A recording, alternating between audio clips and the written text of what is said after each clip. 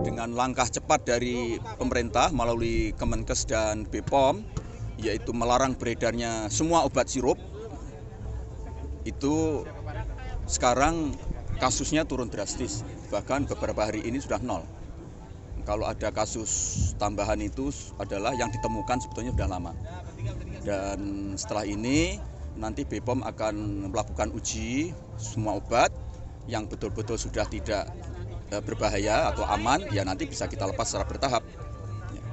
Dan saya mohon perusahaan-perusahaan produsen yang nanti obatnya itu sudah dinyatakan aman, itu mendeklar sendiri.